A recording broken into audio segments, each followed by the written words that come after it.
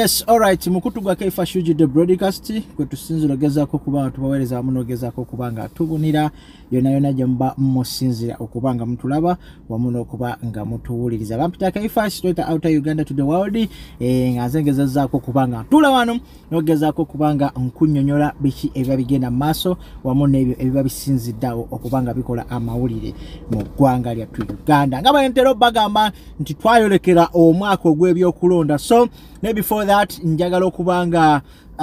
congratulating our president His Excellency Robert Kyagulanyi Ssentamu amazaalibwa amalungi. Happy birthday president, over happy belated birthday to you. May you blow more years and more candles wangale mpaka lona tutusa mu Uganda empya. So yajaganiza amazaalibwa ge kyana ekyabadde kijjobyejo bwatunulidde ku kyabadde ku kitebe kya National Unity Platform bana inatunid organization nentunulira amaje bana bali abana bategeera kye bayita order abana bategeera okwepackaging omanye okuba nti ngabo owulira kigambo nti foot soldiers they really act like soldiers kifana kitono nnyo oba bukantu katono nnyo akabulamu bo bafuuka amaje go kategedde ali eyo tombuuza kaki naye nga president of course yagezezaako kubanga jaguza amazaalibwa ge yagezezaako nga ubayo n'olubu lw'ekigere wali eri mu ddwaliro gye yazaalibwa n'agezaako kubanga agenda yalambule yogayoga bw'atyo twalabiddwako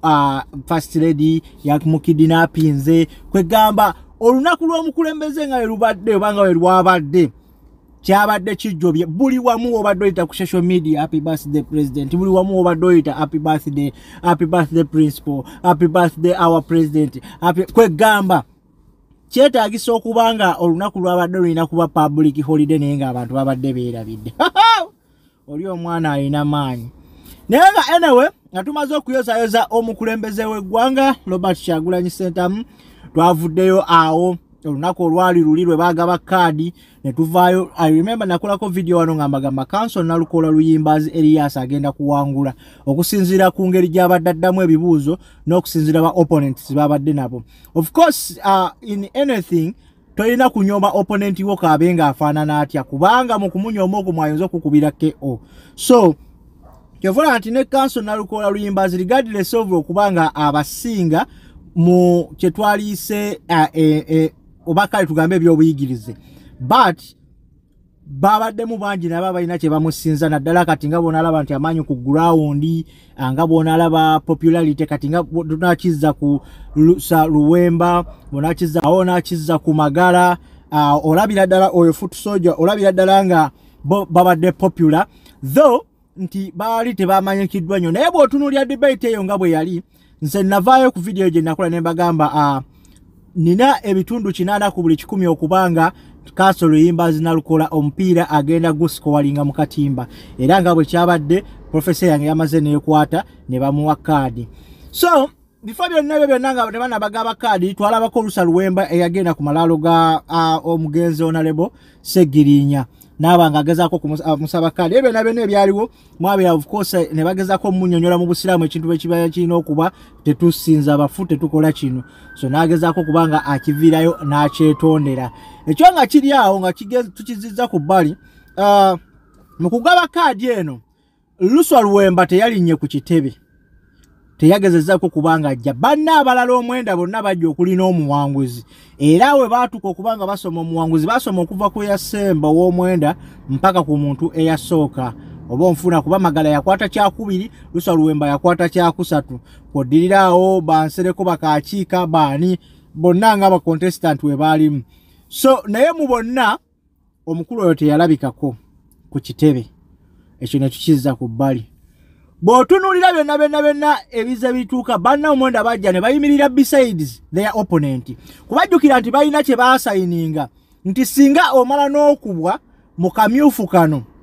oba mu debate eno oba n'otafuna kaadi mwenna mulina kusimba amabega gaani ga muwanguzi banne kye baakoze era Magala of course omukulembeze yamwebazaamu akensusso naye asuubiza era n'agamba nti ye ali ready okubeera campaign manager wa Nalukoola. So bw'otunuulira ekyo there is a respect bo gye bawa okusinziira ku agreement gye baakola n'ekibiina, so si n'omuntu nga Honorable Kyagulanyi ate nga n'abantu kye boogera kye bagamba Robert Kyagulanyi yagabye kaadi. No, Robert Kyagulanyi si yagabye kaadi. Akakiiko akalamuzi ke kasazeewo ebyasinzira okuva mu kulonda mu debate ne kasalawo kubanga kagaba kaadi. Robert Kyagulanyi Ssentamu yakwasizza muwanguzi bendera ya kibiina nga flaga bearer, n'amukwasa n'akabonero k'ekibiina oba simbo y'ekibiina nga manvuuli agenda asobola okubanga uniting abantu under one umbrella. Of course n'amala n'amukwasa omukulembeze omumyuka w'omukulembeze mu Buganda region tuli fena. So bw'otunulira Lusa Luwemba bwe bagezezaako okuba nga bamubuuza ku Sanyuka TV baamugamba singa kaadi ekummibwa oneesimbawo nga independence, n'agamba sisobola kubanga neesimbawo nga independent. Naye okusinziira ku byavuddeyo okubanga batuuse n'okugaba kaadi nga taliiwo, ekikiraga nti yabadde alina ekintu ekimukola ki ekigezaako omutrigalinga. Just of recently akawungeezi akakese olunaku olwaleero Lusa Luwemba waliwo program omu oba waliwo YouTube omu gwe mulabyekaawo ng'agenzeko ku ofiisi ye n'agezaako okubanga bamubuuza n'abantu ab'endala bonna ab'enjawulo. Of course sigenda kwawukanako ng'abantu balala abakyogera nti singa kaadi emibwa Lusa Luwemba there is a higher chances of this guy okujja independent. Ekyo nange ng'omuntu nyinza okubanga nyinza obutakibuusabuusa kubanga bw'otunuulira abantu Lusa Luwemba abayinza okubanga bamuli emabega baalibanga kaadi gye bagezaako okumubalira yakujja independent agezeeko okubanga naye achallenginga oba nga atekinga part mu kalulu ako. So bwe bamubuuzizza ekibuuzo nti owaayi byonna tubiwulidde tubaddeko ku ground ki ekiddako, avuddeyo n'agamba sigenda kudeekera yalinga kati wabula ngenda kubaako n'okwogerako eri abawagizi bange ku lunaku olwokutaano lwe mugenda okumanya buli kimu kyonna ekigenda okugenda mu maaso. Kino nakikulaga ki? Kikulaga nti kitegeeza ayina enteekateeka ezisinga ku ezo ze baali bakola mu agreement nga bagenda mu debate. Lusa Luwemba ono tomwerabira nti yaliko emabegako wangali ng'ayogera nga Honorable Muhammad Ssegirinya akyali ku ndiri. Yali Wasakozi Faruku, I remember very well. Ne bamubuuza naye ng'ekifo kyayagala okwesimbawo okuggirako kyali kya kansala I think LC5 kye yali agezaako okubanga agamba nti agenda kujja abeere nga yeesimbawo era ng'agamba banaye mundabiranga ddala. Naye saa zino bamukyusiza timing okumugamba nti asobola obwemupya essaawa zino. Yes, Lusa Luwemba asobola okubanga byonna abadde abikola okusinziira okutunulira ku Honorable Ssegirinya engeri gy'abadde atambuzaamu emirimu. Naye teweerabira nti omuntu yenna aba muntu. Teri asobola kukola Ssegirinya bye yali akola oba byabadde akola. Buli muntu yenna ayingira mu kintu alina kukola kintu ng'akikola okusinziira ku understanding ye. Ne Muhammad Ssegirinya yakola bye yakola omugenzi ng'abikola okusinziira ku ntegeera ye. Lusa Luwemba ne bw'ojja tosobola kufiitinga bigere by'oli yali mukamaawo. Kyovala abantu abasinga abadde bakukomerera nga bagamba okozesezza nnyo sympathy card n'ekifaananyi ky'omugenzi. Yimiriranga ggwe ogezeeko okubanga weetengerera oyogere biki nabyo by'osobola okubanga ogenda kukolera baki bannakawempe. Kyekimu kye baagambye Kanso Nalukoola n'abagamba engatto za Ssegirinya zifiitinga mu ngatto nnene, naye nange mbasuubiza okubanga nyambala ezange ogezaako okukola ebyo ebituufu ebiba biteekeddwa okukolebwa wa mu kawempe. So bwe yabadde ansa ya Nalukoola. Naye ebigendere bya Lusa Luwemba byonna ne bw'otunya bano abantu abali ku ground kuba yagala ofiisi ye kuzzeeko abantu abawera 10 olunaku nga bamusaba agezeeko okubanga ajja yeesimbewo. Ne bro nze ngenda kugamba nga muganda wange ensobi gy'ogenda okukola ennene y'okuyingira mu kalulu kano either nga independence obanga olina ekibiina kyonna ky'oyagadde okubanga oggirako. Ensonga etya wabaawo omuntu akugamba nti osobola. Yes osobola kuba wagenda ogenda mu debate ng'okimanyi osobola, naye bagenda kuwa bya blood. Akalulu kano ojja kayingira ogenda funa obuwagizi, naye kugamba akalulu kano tojja kalya, naye ate ogenda kutta obululu bungi. Bwe waali badde bagatta ku NUP ng'obeesimbye emabega. Of course kalulu kano kagenda kuba muvaawo mpisa nti singa Luuso Luwemba amala najanga independent wagenda kubawo amaanyi mangi akalulu tagenda kalya naye atagenda kwonoona obululu bw'abasigadde buki bungi nnyo okusinziira ku biki ebinaba bigenze mu maaso okitegeera. So tubadde tukusaba bw'oba omanyi nti ozze ogenda kuba weekomeredde omusumaali ogugenda okutta political career sigenda kwawukanako ng'abalala bwe bakibadde bajja bakyogera kuba ekyo kiri evident nti obadde otandise bulungi ebyobufuzi byo naye ne bw'onaaba okakubye n'oyonoona obululu bwonna bw'oyonoonye NUP n'erya buli kifo kyonna ky'onaayagala okuteekako omutwe omwaka ogujja 2026 togenda kuyita. Kino nze nkikugambye bugambi okitegeera. So njagala obeere nga okitegeera blood Mr. Luuso Luwemba bangi basobola okuwaganga bwe nawulidde nti Muhammad Nsereko bakuyimiridde babega bampuuga. Yes, you can receive support from them. Era n'obuwagizi obuyina mu kawempe naye ate obuwagizi bw'ekibiina bunene nnyo mu kawempe. Luuso Luwemba oyinza okukwata ekyokubiri mu kawempe amazima ga Katonda singa oba ogenza independence. Osobola okukwata ekyokubiri singa oba ogenzayo ng'oli independent naye ogenda kuba weekomeredde omusumaali mu byobufuzi byo ate ng'obadde obitandise bulungi obadde obivuze bulungi ku mutendera gw'obadde otandikiddeko. Oli mukozi yes teryaganye wakola wasavinga ne Muhammad Segirinya teryaganye naye ngera bwe babadde bakyogera nti obufuzi si bwansikirano naawe teryajja kugamba nti obufuzi buno bw'oyingiramu osikidde Muhammad Segirinya buli omu ayagala okukola okusinziira ku ki kyategeera ate wakolanga n'oli era bye yakolanga wakola ki wabiraba kati abantu bakulinamu eryo essuubi abamu nti osobola okukola ebyo Muhammad Segirinya bye yakola ki byali byakola naye ate beerabidde nti osobola okutuukako obukulembeze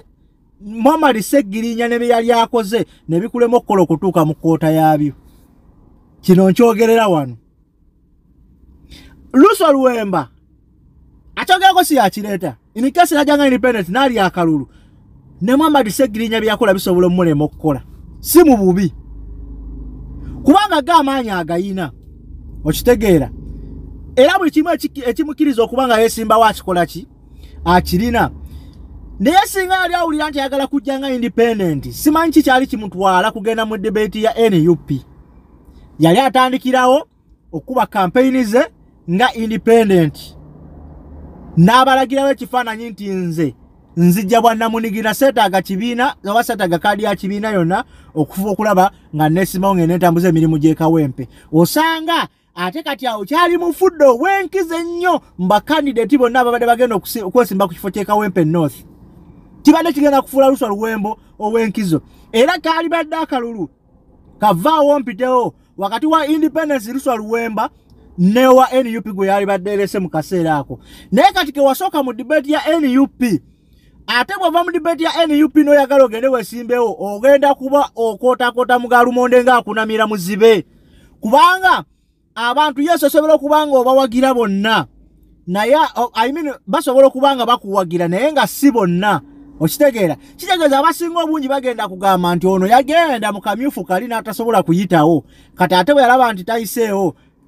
kati azze ku ludda luno asobola okubanga akola ki ng'atuukiriza ebirubirira bye. Of course n'alabyeyo abagamba Robert Kyagulanyi Ssentamu yagenda mu FDC n'asaba kaadi ne bagimuma n'ajja nga independent naye nalabako ekintu kino nga bakinnyonnyola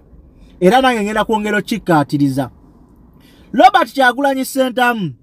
teyagenda mu FDC kubeera ng'asaba kaadi ya FDC. Robert Kyagulanyi Ssentamu yagenda mu FDC kubeera nga Dr. Kano Kizza Besigye amwendoosinga okubanga agenda yeesimbewo wa Magere eyo gye yeesimba ekyaddondo oba nfuna naye abasinga bonna bagamba ndaba naye yagenda mu FDC ne bamumakadi we bamumakadi n'akomawo nga independent n'awangula akalulu kati ge magezi ge bateeka mu Luuso Luwemba naye nga Luuso Luwemba buli yenna alina akuwa amagezi okukola okwo ayagala oziike ebyobufuzi byo obikumireko ettaka erisimiddwa okwenkana ekinnya ekya ttooyi ekya fuuti 100 ekigendo okubanga kikulemesa okutambula ebyobufuzi byo ebyali badde bikutwala mu maaso n'emyaka ejijja 2026 ne weeyongerayo 2031 2036 n'obeera nga still okyali politician omunene akyakola ki akyatambula kubanga ekintu kino kiraba Luswa Luwemba onasonyiwa okubanga nkwogerako nnyo kuba nkyogera kino ba nkwogerako nnyo lwasonga ye gwe mpiki eyavuddeyo mu mpiki zonna ne weeyawula mu mpiki zinnaazo okulaga nti gwe byafudde mu kulonda wawene tobikkiririzaamu yensonga lwaki yes buli muntu agetinga busy naye without any communication to anybody nti banaye mu nsonyiwe sigenda kusobola kubaawo nga results ezo bazaawunawunsinga lwasonga ngeetizemu busy lwa kino na kino tusaba bino byonna bikyali mu mbu kuba tonavaayo kubanga ogamba nti ogenda kujja nga independent gwe nga gwe okusinziira ku kyakuvuddemu n'ogamba nti bakulinde ogenda kubaako kyoyogera ku Lwokutaano luno okakasa abalonzi bo oba abawagizi bo kiki bagenda okuba nga bazzaako naye muganda wange bw'oteetatala n'oyingira mu kalulu k'obululu ojja kwonoona bungi naye nkusuubiza mu bonna bakandidate abagenda okwesimba ojja kukwata kyakubiri NUP ejja kuwangula akalulu mu bugubi ejja kalira na ku percentage ntono nyene ku percentage gyonaabaako naye nkulayira Luso ogenda kuba weeziisi ate ng'obadde okyasobola okuzimbirawo wooli nojja either ku kaadi endala omwaka ogujja oba nojja ku bakansala bwe wali oyagala nga Muhammad akyaliwo Segirinya oba okitegeera abasira bagamba kansona Lukola yabadde wa DP esimanya oyo muntu yakajja mu kibiina mupya ololo banange ebintu byonna byananze binsese byapalinga mu kibiina ebiseera ebisinga bapininga linnya lya Robert Kyagulanyi Ssentamu yes mukulembeze kuba bagamba yewoza omumba gwe bakola ki gwe bazikuba mukulembeze naye ate byonna si yabisalawo ekibiina kya NUP kirina kakikoka executive akakola buli kimu it's not only one man's decision era si yavuddeyo n'agamba nti mani Elias kwata kadi yino kansona Lukola Elias kadi hiyo gitwala oba si yagambye bajjaji nti okusinziira ku bino kadi mugiwe Nalukola no beesalirawo nga bo kadi ne bagisimbula gwe balabe yalina potential okitegeera bagamba titwagala abantu bakozi the majority no the minority not the majority bonga buli muntu yese yetaga omuntu yali badde omukozi okubanga atambuza ensonga z'ekibiina nga bwezitembula oba nga bwezigenda maaso naye abasinga obungi si kye batunuulidde abasinga obungi kye batunuulidde kiri ekintu kimu mbukufuna muntu position yonna yonna eyo bifuze yeetaaga muntu mukozi teriyo wantu wotagenda kwesimba nga togenda kukola kyovala Banalukola bamutaddeko akazi era akoze statement egamba nti mbadde mbasaba mundabire ku bikolwa byange ekyo kintu kikulu nnyo kubanga bangi nnyo abavudde mu b'ekibiina nga beefulidde ekibiina nga basooka balabira ku bikolwa byabwe nga baabayiwayo oluvannyuma ne bakola entondo ne beefulira ekibiina naye ng'ate NUP ekoze gwayo kana akaluusi ke kalu eno just by election naye njagala ogyetegereza engeri abantu gye bagezezaako kubanga bagiwa attention and attention most of all eri ku kibiina kya NUP